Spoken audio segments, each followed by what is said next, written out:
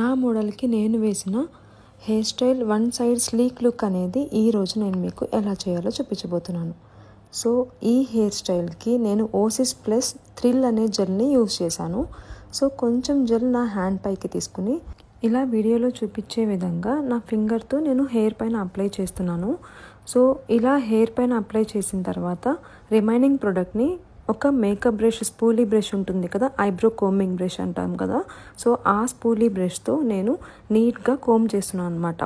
So స్పూలీ brush నేను ఎందుకు చూస్ చేసుకున్నాను అనుకుంటే, చిన్న చిన్న బేబీ హెయిర్ ఏమైనా ఉంటే మనం ఈజీగా ఏదైనా ప్రోడక్ట్ యూజ్ చేసి స్పూలీ బ్రష్తో సెటిల్ చేయొచ్చు.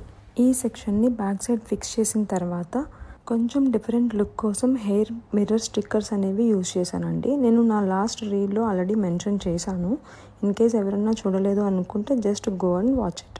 ఇలాంటి trending hair styles and makeup looks మీరు కూడా నేర్చుకోవాలి అనుకుంటే నా నెక్స్ట్ బ్యాచ్ వచ్చి January 25th నుంచి స్టార్ట్ అవబోతుందండి. Please join at Alankar. And don't forget to like and share this video to your friends also. Thank you. See you at Alankar.